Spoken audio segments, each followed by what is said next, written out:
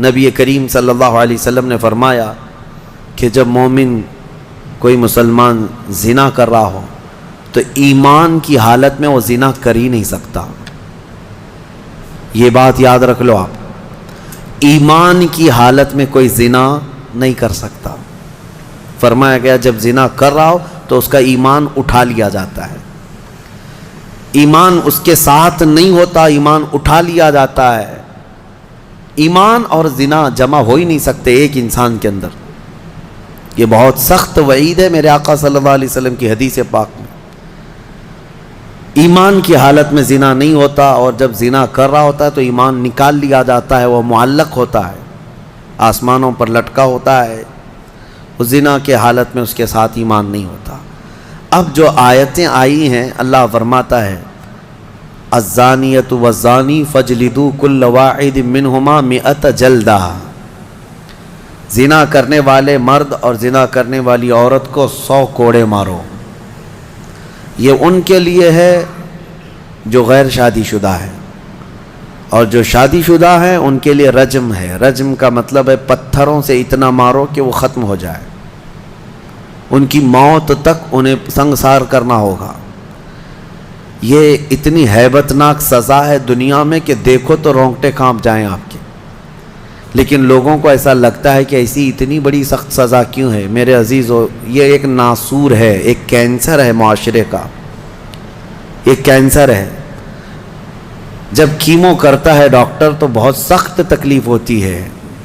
Chemo therapy آسان نہیں ہے. پورے جسم کے بال جل جاتے ہیں، خون میں پتہ نہیں کیا سے کیا ہو جاتا ہے.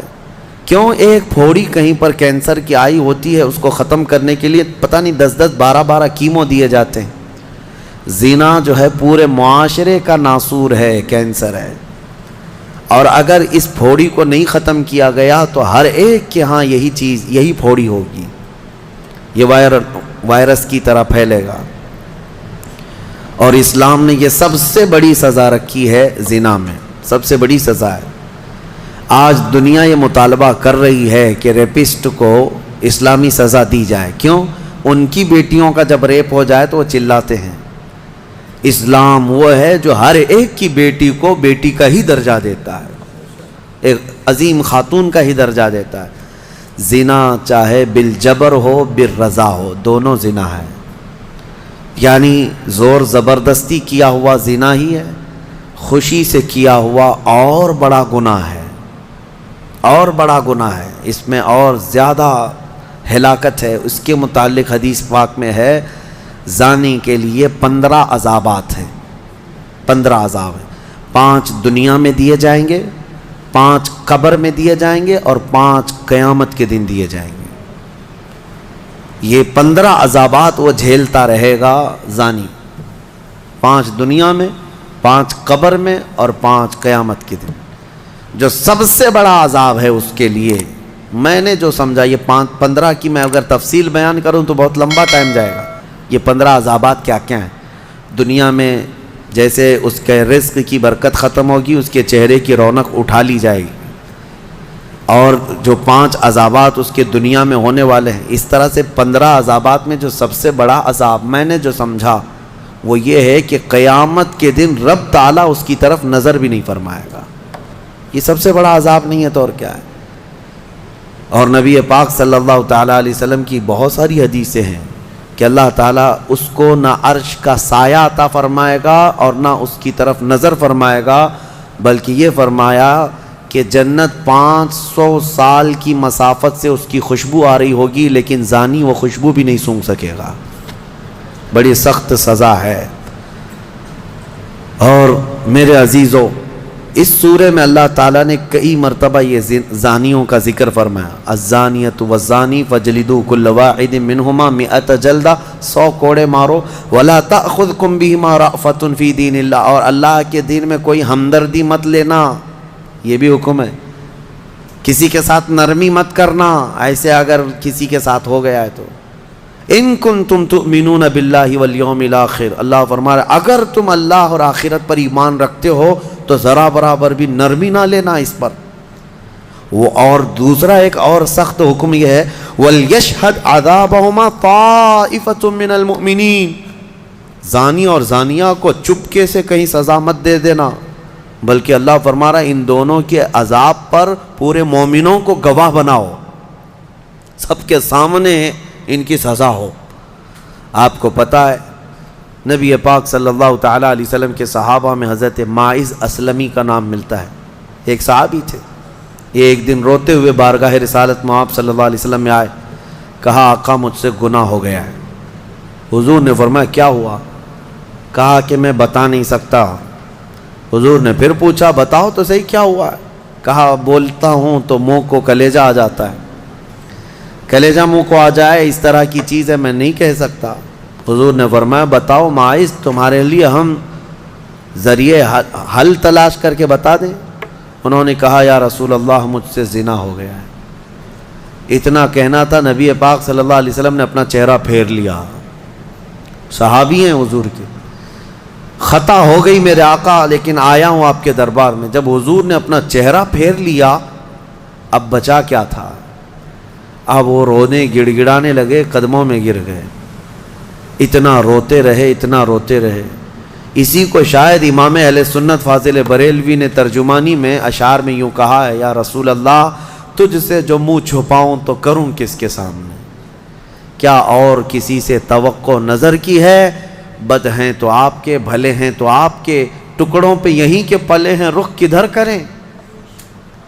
نبی پاک صلی اللہ تعالیٰ علیہ وسلم نے پھر ان کو اٹھایا اور پوچھا بتاؤ ہوش میں ہو، ہوش و حواس میں کہہ رہے ہو؟ حضور نے جب پوچھا کہا ہاں میں ہوش و حواس میں کہہ رہا ہوں۔ کہا تمہیں کوئی بیماری، کوئی غشی، کوئی نشہ تو نہیں؟ کہا نہیں میں ہوش و حواس میں کہہ رہا ہوں۔ 3 مرتبہ جب پوچھا تو انہوں نے اقرار کیا۔ صحابہ سے میرے آقا نے فرمایا دیکھو ماعز اقراری مجرم ہے، اسلام میں سزا ہے، یہ شادی شدہ ہے، لے جاؤ اس کو سنسار کر دو، سنسار کرو۔ خود میرے آقا صلی اللہ علیہ وسلم سزا میں تو نہیں گئے، صحابہ کے حوالے کر دیا۔ اب وہ مدینے میں ایک پہاڑی ہے جبل انم، وہاں پر لے جایا گیا اور پہاڑ کے اوپر سے ماعز اسلمی کو ڈھکیل دیا گیا۔ وہ لڑکتے ہوئے نیچے آئے، تھوڑا سا بہت اونچی پہاڑی نہیں ہے، وہ چھوٹی پہاڑی ہے۔ پھر وہاں سے جتنے صحابہ تھے ان سب نے پتھر مارنا شروع کیا اور سب اتنے پتھر برسائے گئے تھے کہ ماعز اسلمی کی روح نکل گئی، انتقال ہو گیا، زخمی حالت میں تھے۔ جب واپس آئے میرے آقا صلی اللہ علیہ وسلم غمگین تھے۔ اس وقت صحابہ سے پوچھ رہے تھے بتاؤ ماعز کے ساتھ کیا کیا تم نے؟ کہا حضور سب ان کو سنسار کر رہے تھے۔ ایک صحابی آگے بڑھ کر کہتے میرے ہاتھ میں اونٹ کی ہڈی تھی، وہ لے کر کے میں نے مارا تو ماعز کی کھوپڑی پر لگ گیا، خون کا فوارہ اچھل کر میرے بدن پہ آیا۔ میں نے یہ کہا یہ کس پاپی کا خون لگ گیا، یہ کس خطاکار کا خون لگ گیا؟ میں کپڑے جھاڑ کر کے باہر آ رہا، میرے آقا صلی اللہ تعالیٰ علیہ وسلم کو بڑا غم ہوا، کھڑے ہو گئے، کہا یہ جملہ مت کہو، ماعز نے موت سے پہلے سچی توبہ کر لی۔ سزا تو دینی ہی تھی، اسلامی حکومت ہے تو سزا دی جائے گی، صرف توبہ کافی نہیں ہے۔ توبہ کر لی لیکن اب اس کے لیے برا جملہ مت کہو۔ میرے آقا نے فرمایا اللہ تعالیٰ نے ماعز کی سچی توبہ کی وجہ سے جبرائیل کو بھیجا اور یہ فرمایا یا رسول اللہ آپ کے غلام نے ایسی توبہ کی ہے کہ اس کی توبہ کے عوض اللہ نے پورے مدینے والوں کی گناہ معاف فرمایا، سب کی توبہ کے برابر فرما دیا۔ میرے عزیزو سزا تو دی گئی۔ ایک اور صحابی آئے، وہ بھی آئی تھی بارگاہ رسالت میں آپ صلی اللہ علیہ وسلم میں، کہا کہ مجھ سے خطا ہو گئی ہے، حمل بھی تھا۔ حضور نے فرمایا جاؤ بچے کی ولادت کے بعد آؤ۔ بچہ پیدا ہو گیا، وہ بچہ کو 1 دن 2 دن کا بچہ تھا، وہ لے کر کے حاضر ہو گئی، کہا مجھے پاک کر دیجئے، مجھے پاک کر دیجئے۔ ان صحابہ کو یہ ڈر تھا کہ قیامت کی سزا بہت سخت ہے، دنیا ہی میں لے لو بہتر ہے، بہت عظیم ہے سزا جو قیامت کے متعلق فرمایا گیا۔ وہاں تو ہلکی سزا یہ ہے زنا پر کہ فرشتے لوہے کی سلاخ جو ہوتے ہیں وہ گرما کر کے ان کی شرمگاہوں پر مار رہے ہوں گے، اور ان کی شرمگاہوں سے جو پیپ نکل رہا ہوگا محشر کے دن، فرمایا کہ ان کی بدبو سے پورے محشر والے کانپ رہے ہوں۔ زانیوں کی جو ہلکی سزا ہے، پھر جہنم کی سزا کا تو کیا شمار ہی نہیں۔ لیکن یہ صحابیہ آئیں، کہا کہ حضور نے فرمایا بچہ ہونے کے بعد، اور بچہ لے کر کے پھر آئی، حضور نے فرمایا ابھی تو پیدا ہوا بچہ، اس کا حق ہے، اس کو جاؤ دودھ پلا کے آؤ۔ حضور پاک صلی اللہ علیہ وسلم کے پاس سے وہ گئیں، 2 سال تک دودھ پلایا، اور پھر جب بچہ تھوڑا بہت چلنے پھرنے لگ گیا، غلط صحیح کو پہچاننے لگ گیا، تو آئی حضور کی بارگاہ میں، کہا یا رسول اللہ اب میرا بچہ میرے بغیر رہ سکتا ہے، یہ صحیح غلط کو پہچاننے لگ گیا، اب دودھ بھی چھوڑ چکا ہے، مجھے پاک کی کریں۔ وہ کیسی خواتین تھیں اس وقت بھی، چاہتے تو بہانے بنا لیتے، میں نے کیا ہی نہیں، خود اقرار کر کے انہیں پاک ہونا ہے۔ اللہ کی بارگاہ میں یہ عیب اور یہ دھبا لے کر نہیں جانا چاہتا۔ پھر ان کے سنسار کا بھی حکم دیا گیا، اس خاتون پر بھی سنساری ہوئی، یہاں تک کہ ان کی موت واقع ہو گئی۔ میرے عزیز و اسلام میں بڑی عظیم سزائیں ہیں، صرف میں یہ دنیاوی سزا آپ کو سنا رہا ہوں، اس سے گیس کر سکتا ہے آدمی دنیا میں جو ہائیسٹ سزا ہے اسلام میں وہ زنا پر ہے، لیکن یہ بھی کہا گیا ہے کہ یہ صرف اور صرف 100 میں سے 99 حصہ بھی اس کا یہاں سزا نہیں دی جا رہی، باقی 99 درجے زیادہ حشر کے دن اس کی سزا ہے۔ اگر وہ توبہ کے بغیر مر گیا، اگر وہ پاک ہوئے بغیر مر گیا، اس سے 100 گنا 99 گنا زیادہ جو یہاں دنیا میں سزا دی جا رہی، اس کا 99 درجے زیادہ حشر کے دن وہ سزا پائے گا۔ اسی لیے وہ دن یاد کر کے ہی جان پگھل جاتی ہے، جسم تھر تھر کانپنے لگتا ہے، وہ قیامت کا منظر۔ اللہ کریم ہمیں ان تمام برے فواحشات سے محفوظ فرمائے۔ اس سورہ میں اللہ تعالیٰ نے فرمایا یا ایھا الذین آمنوا لا تدخلوا بیوتا غیر بیوتکم حتی تستأنسوا وتسلموا علی اہلہا، اے ایمان والو دوسروں کے گھروں میں ڈائریکٹ ایسے داخل مت ہو جاؤ جب تک کہ تم سلام نہ کر لو، یہ تمہارے لیے بہتر ہے۔ گھر میں جانے کے آداب میرا مولا سکھا رہا ہے، ڈائریکٹ گھس نہ جانا کسی کے گھر میں، سلام کرو پہلے، اور آگے پوچھ رہے ہیں، آگے کی باتیں بتاتا ہوں۔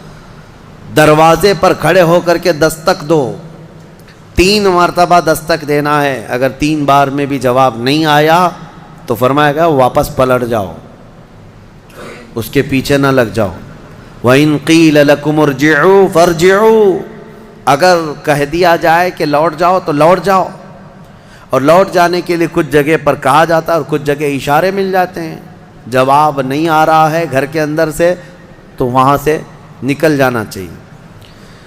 آگے آیت میں ہے لَيْسَ عَلَيْكُمْ جُنَاحٌ أَن تَدْخُلُوا بُيُوتًا غَيْرَ مَسْكُونَةٍ فِيهَا وَمَتَاعٌ لَكُمْ، ہاں ایسا کوئی گھر ہے جس میں کوئی رہتا ہی نہیں ہے تو اس گھر میں ایسی بغیر کسی کو سلام کیے ایسی داخل ہو گئے تو اللہ فرما رہا ہے کوئی گناہ نہیں ہے۔ تمہارا سامان رکھا ہوا ہے کسی گھر میں لیکن رہنے والے کوئی نہیں ہے، یہاں پر یہ احکام متفرع ہوتے ہیں۔ تمہارا ہی گھر ہے، تم نے کسی کو کرائے سے دے رکھا ہے، تب بھی تمہیں اس گھر میں جانے کی اجازت نہیں جب تک کہ کرایہ دار رہ رہے ہیں۔ باہر سے سلام کرو، اور سلام کرنے کے اہل نہیں ہیں تو دستک دو۔ ضروری نہیں ہے کہ صرف سلام کے ذریعے ہی سے لوگوں کو پہچانا جائے، سلام کے اگر اہل نہیں ہیں وہ لوگ جو رہ رہے ہیں تو دستک دو، اس لیے کہ کون کس حالت میں بیٹھا ہوا ہے یا بیٹھی ہوئے تمہیں اندازہ نہیں۔ یہاں تک کہ حکم یہ ہے کہ دروازے پر دستک دے کر کے دروازے کے بالکل سامنے کھڑا ہونا بھی یہ درست نہیں، بلکہ فرمایا گیا دائیں جانب ہو جاؤ یا بائیں جانب ہو جاؤ، اس لیے کہ اگر کوئی خاتون دروازہ کھولے تو تمہارا آمنا سامنا نہ ہو جائے۔ یہ اسلام ہے۔ اور آگے اس کے فوراً آیت آتی ہے اے محبوب آپ فرما دیں مومنین سے یغضوا من ابصارہم ویحفظوا فروجہم، اپنی آنکھیں نیچی رکھیں، اپنی شرمگاہوں کی حفاظت کریں۔